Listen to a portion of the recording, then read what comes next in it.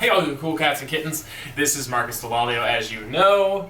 Welcome back to the channel. Thank you guys so much for tuning in. You guys tuning in is probably about 50% of the reason why I make these things. The other 50%, 25% is self-loathing, and the other 25%, the final 25% is just because I enjoy doing it.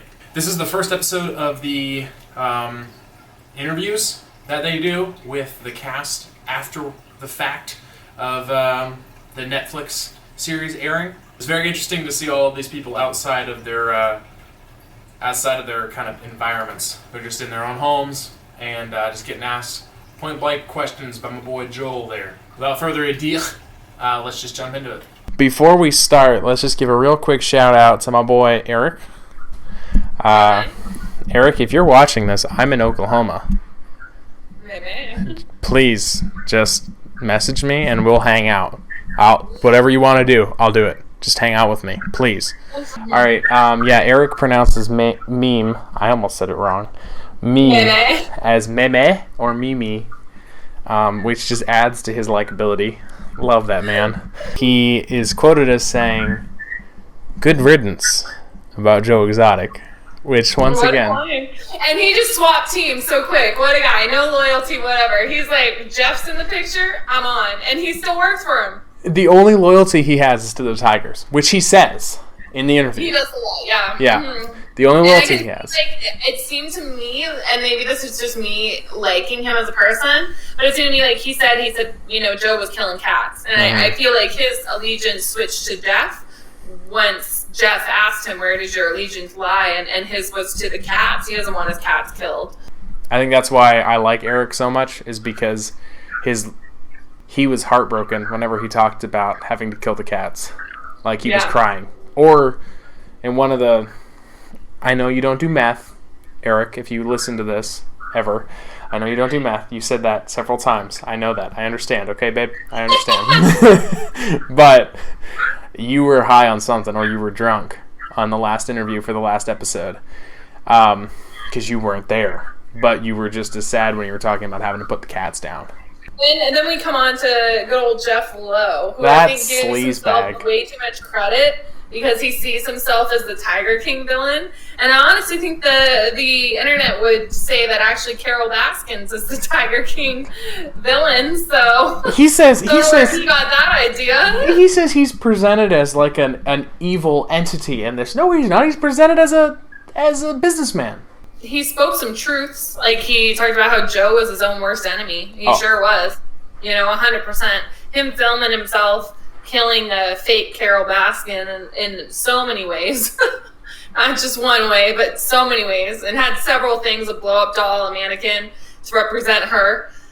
Which, by the way, can I just say, even people who buy blow-up dolls as a joke, that's weird. Like, it's so I also think it's not really a joke, especially if you're part of, like, a throuple. I think once you're part of a throuple, man, woman, I don't care what you are, I think, like, it just leads to people thinking you're, like, obviously pretty kinky. So, like, I don't know if that blow-up doll was part of their kink, but, like, the entire time I watched it, I was just like, wow, okay. Yeah, anytime I see a blow-up doll on screen next to somebody, I immediately question everything I've thought about them before. Everything. Okay, yeah, and that was the other thing about Jeff. Him and his wife, who looks nigh on identical to a woman I went to basic training with, they didn't know why his buddy was in the bathtub either, which I thought was hilarious. Why was he doing an interview in his bathtub? Yeah, no, I was with Joe when he said that. Yeah. It's weird. It's so weird. Yeah, I mean, I don't really have much against Jeff Lowe. I mean, against him animal-wise, 100%. But I don't know. Man, that man, he's just living his life. And I think a lot of people are in this documentary series. But him and his poor wife, her face, her eyes look as though she left the building years ago. Like, she's just there. Like, the poor thing. It's... Wow. I don't know how she stomachs having that woman in her house, but, maybe they're both into it. I don't know. It's a weird kink, man. There's a lot of weird kinks in the show, though. Yeah. Yeah, but from Saf to Eric to Jeff to the Libertarian, every single one of them said he got what he deserves. Oh, all of them did. Yeah. Mm-hmm. That's telling when all of your friends and your old coworkers say that about you. I would expect nothing less from Jeff and maybe Eric, because Eric has seen definitely the darker side of him. But even the reporter was like, yeah, no. Which, preface all of that, the reporter is still a piece of trash. I will say, so they were talking at one point, and I love Joel McHale. He starred in Community. As he said in this episode, poor Joel McHale, 2009 was a big year for him.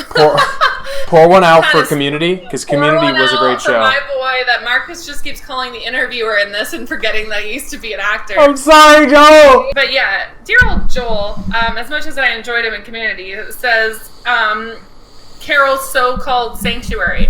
It's not a so-called sanctuary. It's actually an accredited sanctuary. It's a sanctuary. It, literally is licensed. So, I think you're wrong. I think Netflix is really painting Carol in a bad light, and I'm kind of sad Carol didn't join in on this, because I'm sure she told them no, because she's been very vocal about how awful this documentary puts her sanctuary in this light.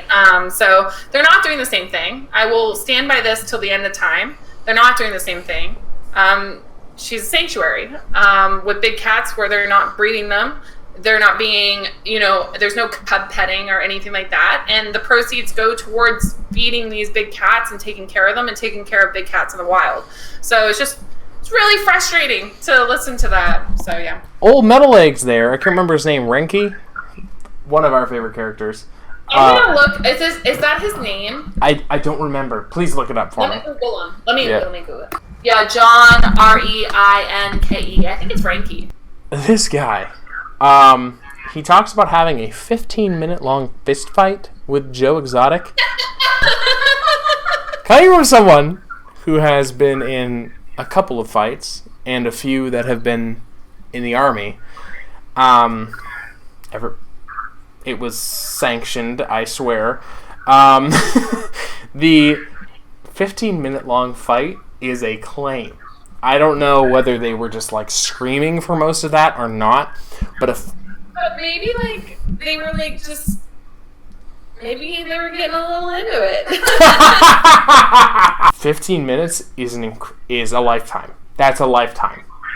I have been in most of the brawls I have been in that have not been in the Army.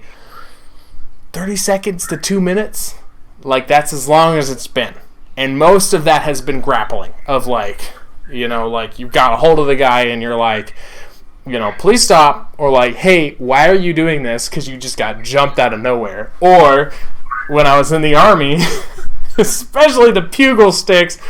Oh gosh, the guys that I competed against, if you guys ever see this, comment down below. The fights that I was in, they were only 2 minutes long in the Army, because that was sanctioned, right? Combatives, 2 minutes, sanctioned. That felt like a lifetime. That felt like hours. That felt so long. So a 15-minute fight where you're actually into it? On Jaw, I don't buy it. Johnny Tsunami there, Saf, says, first off, they talk about, not first off, this is basically my only point. I am a little inebriated at this point. This is the point, actually. He talks about how when they got their arm ripped off by that tiger through the cage, that they had a video that they have a video of it. He's a boss. What a boss of a man. I can't fault this guy for anything. He's like, yeah, no, I watched the video a few times, and I'm like, all right, on Jaw, and then they're like, yeah, and then we used it as a safety video for years to come. I was like, all right. And his first move was to tell Joe Exotic that, this is the exact reason, why people should work here. And he never asked Joe for any money. Meanwhile, and I don't want to sound awful, because I do think it's a good thing to do, but his campaign manager wanted counseling for what he witnessed on property, which was just as horrific, if not worse. And he never received any of that, which... honestly, he should have been paid, but I thought it was just a bad boss move that Saf was just yeah, tiger ate my arm. All right, Saf, let's just talk about this for a second. None of the zoos I have worked at have shown actual footage of people being maimed or injured by the animals you're about to work with.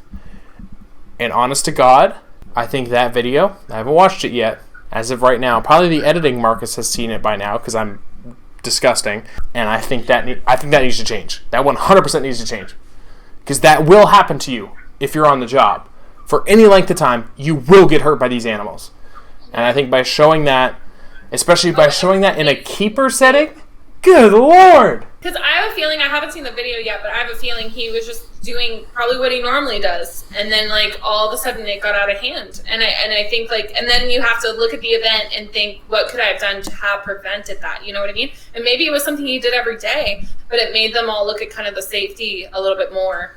You know, I don't think Joe ran a good property, but I do think it was very interesting that the first thing they looked at after that was, obviously we did something wrong there. So I was really scared they had put that cat down, but Saf, like, said the cat is still alive. So that, you know, that made me feel a little bit better. I mean, meanwhile, Joe had shot point blank at least 5 of his cats just to make cage room. So that's great.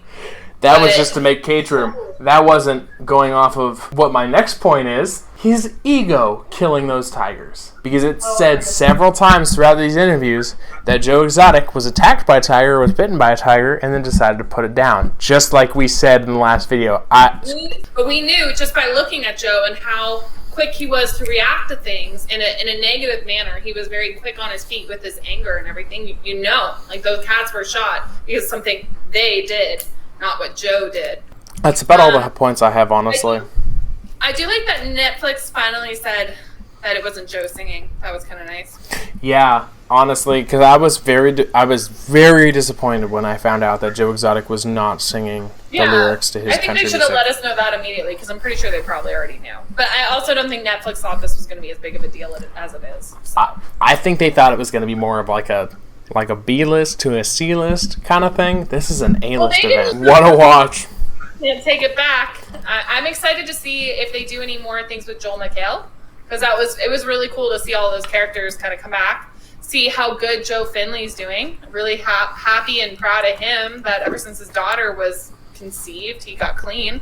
That's amazing. I have heard nothing of him since Community, and so it's good to see him actually back in what he apparently enjoys doing. Anyways, I think that's about it. I think that about wraps it up, so I'm going to finish it up on my my actual camera there in a second.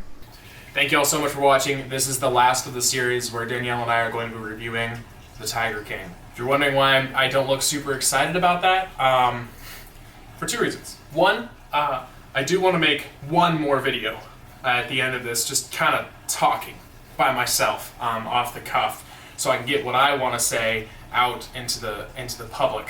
How I kind of feel about this series, and if you really should watch it or not. Honestly, if you haven't watched it by now, you're probably one of the few. The second reason is I accidentally edited this video before I edited the penultimate video, so I actually have one more to do, which just sucks. I thought this was episode 7. I'm an idiot. Don't worry about it. Once again, thank you guys so much for watching. Have a good night. We'll see you guys later. Always take the stairs. If you get tired, pull over, call me. Until next time, man. See you later. Bye.